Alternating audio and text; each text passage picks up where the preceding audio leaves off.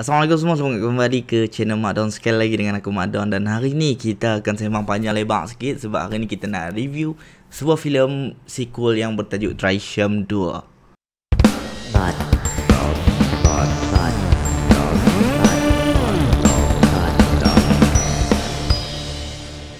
Okey, terima kasih kepada subscriber lama. Selamat datang kepada subscriber baru. So, hari ni kita nak sembang pasal filem Drysham Malayalam punya version. Untuk pengetahuan semua, Drysham ni Drysham pertama, iaitu the prequel. Yang first buat adalah Malayalam punya version. Dia dah ada banyak version dah. Tapi dari segi India punya, yang aku tahu ada Tamil, Kannada aku tak sure. Tamil, Telugu dan juga Hindustan. The first one yang buat adalah Malayalam, Joseph J2 punya. Yang aku first time aku tengok filem ni, saga Drysham ni adalah daripada filem Hindustan. Okay, lakonan Ajay Devgan. Aku dapat tahu daripada situ. And then baru aku tahu ia adalah remake daripada filem Malayalam. So aku ni jenis yang tak tengok orang kata apa, the first version or the second version. Kalau aku dah tengok that particular version from dialect yang apa aku ni, sebab aku ni jenis tak tengok yang macam, kalau contohnya Tamil dah buat filem ni, walaupun Tamil remake daripada filem Telugu, kalau aku tengok daripada Tamil, then aku akan stay kat situ dia. Aku takkan tengok Telugu punya version sampailah aku ada reason. Maksudnya kalau aku nak buat video ke, kalau dia buat sequel ke, maksudnya Telugu keluarkan sequel dulu, then baru aku akan tengok Telugu punya first version dulu, barulah aku tengok sequel dia. Macam Malayalam ni juga, bila aku dapat tahu Drysham 2 keluar, sebabkan aku nak tonton filem ni, jadi aku tonton the first version dulu, the prequel dulu. Malayalam punya version, supaya bila aku tonton sequel ni, aku tak rasa off. Faham tak? Bila hang tengok Ajay Devgan punya filem, the prequel tu, hang tak boleh tonton second one tu dekat Malayalam. Dia jadi off tau. Sebab semua benda beza. Dialect dia, bahasa dia, lakonan dia, the actors, lain. Semua tu vibe dia lain. So untuk hang dapatkan vibe yang sama, hang kena tonton Malayalam punya prequel dulu, lepas tu baru hang boleh tonton the sequel. That's what I did lah. So dah habis je tonton semua tu, it's so mind blown. Aku rasa sequel ni adalah orang kata version yang matang daripada Joseph J2. Maksudnya the first version tu dia macam dia nak try dulu, try and error. Tu pun dah start dah. Tapi the second one ni dia macam hang dah graduate from degree. First one adalah SPM. Second one ni degree tau. No diploma, terus degree. That's why aku sangat-sangat suka gila sampai aku tonton 2-3 kali just so that aku boleh dapatkan another info. Faham tak? The filem yang bagus ni, bila kita tengok kali pertama, rasa dia memang macam pertama kali tengok. Tapi bila kita tengok kali kedua, rasa dia tu lagi power, sebab kita dah rungkai few things, dari segi dialogue, dari segi placement dia, semua tu buatkan kita lagi double mind blown. Biar aku ceritakan dah. Aku dah terlajak teruk ni. Padahal hampa semua tak tahu lagi, ada yang tak tahu lagi apa tu Drysham 2. Drysham 2 ni, untuk siapa-siapa yang tak tengok lagi Drysham 1, dalam apa-apa versi pun, boleh pergi tonton dulu, then come back to this video. Untuk yang dah tonton, tak kisahlah dari segi Tamil ke Hindustan ke, aku rasa mostly Hindustan punya version kot. Sebab aku tanya member aku semuanya, mostly mereka kata mereka tak tahu pun pasal Malayalam tu. Mereka dapat tahu Drysham punya dunia ni daripada filem Ajay Devgan. Itu first time mereka tengok Drysham. Macam akulah, aku pun tengok Ajay Devgan dulu. So, semua dah tahu apa dah jadi dalam Drysham 1 kan. The sequel ni, kalau hampa tengok teaser atau trailer, dia tak bagi banyak. The reason is, banyak gila benda yang mereka nak simpan, so that bila hang tonton dalam Drysham ni, hang akan mind blown. Otak hang akan dicucuk dan hang punya emosi akan diganggu. Dan bear in mind, aku akan spoilkan semuanya kat sini. Aku dah tak mau dah. Aku dah bagi hampa timeline yang panjang untuk hampa tonton dah. So aku rasa 2 minggu kot. Jadi it should be enough lah untuk hampa tonton, right? Jadi dekat sini aku tak mau review sikit-sikit. Aku terus kita nak sembang spoiler tu supaya video ni hanyalah sekali aku buat. Walaupun video ni layak dibincangkan berkali-kali, tapi aku rasa berkali-kali tu bukannya dengan aku, tapi mungkin dengan orang lain. Maksudnya kena ada a two-way discussion, bukannya one-way discussion. So untuk Drysham 2 ni, ada orang nampak George Kuti. Aku lupa lah watak Ajay Devgan dalam nombor 1 tu. Maksudnya ada orang nampak hero dia tu lah, bapak dia tu, dekat balai polis malam yang kawan tu tanam mayat budak tu dekat balai polis. Ada orang nampak dia. So itu point pertama. Itu adalah starting film lagi pun. It's not like spoiling pun sangat lah kan. Cuma ada orang nampak dia. So lepas mulakan filem tu dengan benda tu. Dekat situ kita dah tahu dah kata ada orang nampak. Okay, penonton as a penonton, okay, satu info dah masuk. Alright, then dia teruskan lagi dengan kehidupan George Clooney macam biasa apa semua tu kan. Okay, lah ni kita nak go to non spoiler dulu. Dari segi semua benda, aku sangat-sangat suka dengan filem ni sebab macam aku cakap tadi, dia adalah versi matang. Director dia dah improve banyak benda. Kalau hampa tengok daripada Drysham 1, cinematography dia tak banyak. Okay, dia more to plain storytelling saja. Tapi dari segi Drysham 2 ni, dia improve everything. Dari segi dialog, dari segi scripting, dari segi cinematography, dari segi muzik, score, semua tu dia improve. Dia tak bagi pembayang pada awalnya tu terlalu biasa and then terus fit kita dengan benda-benda lain. Dalam Drysham 1, kita tahu kekuatan George Clooney ni adalah dari segi banyak tonton filem. So semua benda tu dia tak terlalu merungkaikan sangat, faham tak? Dia bijak dekat situ saja kekuatan dia. But dalam Drysham 2 ni, kita tahu kata polis dah tahu yang family ni bersalah. But kita tak tahu apa yang polis tu buat. Sampailah tiba masa dia lepas tunjulkan satu persatu.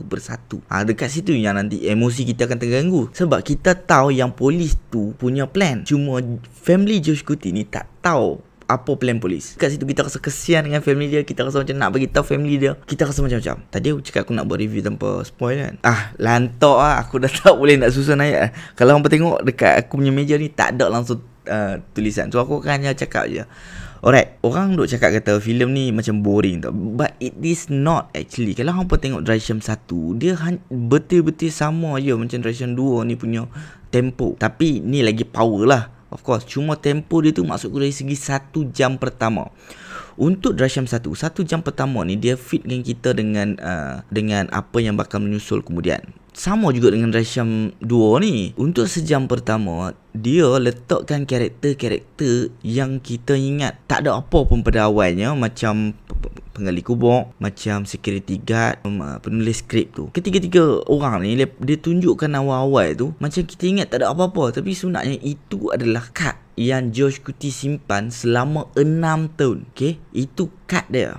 Dia simpan tapi kita tak tahu. Unlike polis pula dia simpan 2 kad dia dekat awal, which actually satu kad lah, pasangan suami isteri tu. Dan bila dia revealkan pasangan suami isteri tu adalah orang kata undercover cops, kalau orang tengok masa tu, dia betul-betul sejam lebih macam tu. Sama dengan interval Drysham 1, sejam lebih time family dia cerita kat dia yang lepa tanam mayat budak tu dekat belakang rumah. So same tempo. Cuma dekat Drysham 2 ni, the feeling sangat mix. Sebab bila dia reveal tu, kita terus dapat tahu yang kita tahu yang family tu dah tinggal 2 tahun kat situ. Maksudnya dah 2 tahun dia monitor family George Clooney ni. Dan time tu kita macam polis dah mulakan gerakan 2 tahun awal. Faham tak?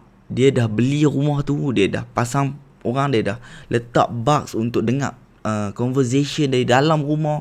So kita punya feeling as penonton dan tu rasa macam geram gila, geram faham tak? Macam kita nak tahu apa yang akan jadi dekat family dia. Actually bukanlah tu kad pertama. Kad pertama dia adalah boyfriend kepada anak George Clooney tu, yang paling kecil tu kan. Boyfriend dia tu sebenarnya anak saudara kepada IG time tu. So tu adalah kad dia yang pertama. Dia suruh budak tu cucuk. Kad dia yang kedua adalah barulah undercover cop tu. Kalau kita tengok betul-betul, polis punya kad ni ada 2 je actually. Dan main yang ketiga tu adalah melalui lucky dia. Luck dia. Kan dia cakap kata, manalah tahu tiba-tiba ada orang tahu, ada orang nampak George Clooney duk berlegak kat kawasan mana-mana suspicious ke apa kan. Mana tahu luck kita ada kat situ. So lo ni dia bukan saja battle of the wit, dia battle of luck sama. So siapa yang lagi betul. Then barulah polis dapat luck dia, iaitu dia jumpa Mamat yang nampak George Clooney malam tu. Dan barulah berlaku semua benda tu. Dan barulah dia pergi mahkamah. So dekat mahkamah ni pula, barulah George Clooney bawa keluar kad dia. Tadi polis dah tunjuk, dia dah bawa keluar kad daripada awal tu. Dan dekat mahkamah ni barulah George Clooney bawa keluar one by one dia punya kad, yang buatkan kita rasa macam meletup. Time dia bagi tahu pasal copyright buku tu, aku dah meletup dah. Tapi by the time dia bagi tahu kata mayat tu bukan mayat anak dia, mayat yang lepas jumpa kat balai polis bawah tu bukan mayat anak IG yang awal-awal itu. Time tu aku goosebump gila. Aku tak bohong, goosebump gila-gila. Macam tengok Avengers time lepas assemble tu, Avengers Endgame time lepas assemble tu, that's the same feeling yang aku dapat time dia umum kata tu bukan mayat anak dia. Aku macam apa benda dia apa benda yang dia buat, macam tak logik gila time tu, tapi rasa macam no, it's a mixed feelings lah. Lepas tu barulah director tu dia reveal macam mana Josh Kuti buat in a good way dengan menggunakan storyteller, scriptwriter as a storyteller kan. So bila dia beritahu cerita tu, kita sangat-sangatlah rasa macam not boring, kita enjoy tengok sebab kita nak tahu. And then the music, semua tu macam orang kata satu acuan yang sangat-sangat lengkap dekat hujung climax tu. It's a good climax. So aku tak faham pasal apa orang tak suka. Apa yang kita dapat belajar di sini adalah sebagai seorang leader, benda ni ada dalam buku Sang Penguasa daripada Niccolo Machiavelli, The Prince. Dia cakap seorang penguasa ni harus sentiasa berwaspada, sentiasa ingat diri kita akan diserang. So kita harus orang kata siap sedia langkah lebih kurang 3 langkah ke hadapan. Kita harus predict yang kita akan diserang dari belah mana. Dia ada beritahu dalam tu, seorang raja duduk saja-saja pun dia akan fikir yang adakah kita boleh diserang oleh musuh kita daripada atas gunung tu. So kalau kita kena serang dari atas gunung tu, apa perancangan kita? Apa yang Josh Kuti buat ni sebiji macam tu. Walaupun dia tanam dekat tempat yang secure, tapi dia tak alihkan pandangan daripada tempat tu. Bila kita tengok Drishyam 2, the first scene yang kita nampak, bukan the first scene actually, dekat CCTV punya TV tu, kita nampak yang Josh Kuti walaupun tempat lain dia tak pasang lagi, dekat balai polis tu dia dah pasang CCTV untuk dia monitor, sentiasa monitor. Maksudnya apa? Maksudnya dia tak pernah terlepas pandang daripada tempat tu. Sebab tu dia kalau hampa tengok saja-saja dia duduk main phone, dia duduk tengok benda tu, dia duduk tengok balai polis tu, dia tak tengok tempat lain. Dia dah bersiap sedia. Point kedua, dia tak bagi family dia bercakap tentang benda tu dalam rumah. Sebab apa? Kalau hampa tengok ada dialog dia cakap kata investigation akan sentiasa jalan sepanjang hidup kita. Siapa-siapa ambil alih position tu pun dia akan tekan keluarga kita untuk nak tahu kebenaran. So dia tahu benda tu akan sentiasa ongoing sepanjang hidup dia. Dia ambil langkah untuk tak sembang pasal benda tu dalam rumah. Yelah, sebab dia dah banyak tengok filem kan. So dia tahu polis kalau apa-apa pun dia akan bak rumah kita. Tu dari segi persediaan kedua. Persediaan ketiga dia adalah dengan menyediakan hujah-hujah kalau mayat tu terjumpa oleh polis. Walaupun bagi kita ni macam tak logik kalau dia berjumpa, bagi Josh Kuti tak mustahil. Dia kata dia dah predict benda ni. Walaupun 6 tahun dah berlalu benda tu, dia still predict kata benda ni akan terjadi. Apakah hujah-hujah yang dia nak sediakan? Yang pertama adalah dari segi polis punya brutality. So dia tahu first time dia kena tangkap tu kan, dia kena pukul teruk gila. So dia tahu if a second fasa ni, kalau second time dia kena tangkap sekali lagi untuk disuruh asas, dia tahu dah mak kawan ni akan act hostile, akan agresif punya. So dia dah predict benda tu sebab first time dia dah kena pukul. Bila dia jadi benda tu, dia akan confess untuk ke jail. But semua tu dia boleh fight back dekat mahkamah. Dia tahu benda tu, dia tahu kata dia tak boleh fight dalam bilik tu. In the end, satu keluarga dia kena pukul. So dia tak mau benda tu dia elak. Untuk senangkan cerita, dia terus confess kata dia yang buat. Senang. Dekat mahkamah dia boleh fight segala benda. Dia tahu benda tu. Then bila dia dah predict benda tu, dia create satu buku, satu kisah yang seakan-akan dengan kisah dia. So dia bila kat mahkamah tu nanti, macam yang kalau hampa dah tonton, dia boleh gunakan tu as a copyright. So itu memang nampak tak berapa langkah yang dia tak cukup dengan tu. Who knows, dalam hujah tu nanti dia boleh kena bidah juga sampai dia bersadar. Last step dia adalah dengan tukarkan mayat last minute. So Josh Kuti, kalau polis tu dah 3 langkah ke hadapan, kita boleh cakap yang Josh Kuti ni sebenarnya dah 10 langkah. Polis start lepas punya operasi 2 tahun, Josh Kuti dah start dia punya perancangan 6 tahun. Sebab apa aku cakap 6 tahun? Kalau hampa tengok dekat hujung tu nanti, time dia cakap kata walaupun bila yang lepas dia reveal kata mayat tu bukan anak dia, storyteller tu start cerita kata lepas dia, hero tu percaya yang benda ni akan jadi nanti. So dia start cari mayat budak yang seakan-akan dengan mayat Varun. Nampak ada scene surat khabar tu kan? Scene tu adalah scene yang terakhir dalam filem Drishyam 1. Same scene. Maksudnya lepas dia kena pukul, dekat situ juga dia dah fikir langkah-langkah seterusnya untuk resist apa orang kata polis punya investigation. Time tu dia dah start fikir. Nampak betapa siap sedianya watak George Clooney ni yang boleh kita implement dalam kehidupan seharian kita. Walaupun kita nak bunuh tikus pun takut, tapi kita boleh apply benda ni dari segi lain lah, dari segi business ke. Maksudnya kalau kita berniaga tu, kita kena predict certain things. If pandemic come, apakah kita punya langkah? Kalau tiba-tiba kita punya head of department tiba-tiba mati ke ataupun resign ke, apa step-step dia, if kita as a owner meninggal ke, siapa yang akan ambil alih untuk buatkan proses bisnes tu ke? If kita buat keluar satu produk tu ada keracunan ke apa ke, something happen, ada orang smear kita punya produk, memburuk-burukkan kita punya produk, apakah kita punya step yang kita nak buat? So benda tu boleh implement dalam kita punya kehidupan seharian. Macam mana nak endkan video ni? Dah 20 minit aku sembang. Ada yang cakap Joseph J2 dah bagi tahu kata dia ada rangka untuk nak buat Drysham 3 yang ketiga. Cuma dia tak ada wow factor yang membolehkan filem tu mind blown macam yang kedua ni. So dia hold katanya lah. Dan Drysham 3 ni akan take place 3 tahun selepas. Apakah possibilities yang akan berlaku dalam Drysham 3 ni? Banyak actually. Cuma macam yang Joseph cakap lah, dia mungkin kita tak nampak wow factor dia. Sebab apa yang kita pasti dalam Drysham 1, polis tak tahu dia bersalah ke tak. So mereka try tekan dia sampailah hujung. Dalam Drysham 2 kita dah tahu kata polis dah tahu kata dia bersalah, kita pun dah tahu kata dia bersalah. Dan kali ni polis dah prepare yang ke hadapan sebab mereka dah tahu kata dia ni pandai. Anyway, itu saja aku punya bebelan, which is aku tak tahu pun apa yang aku bebel.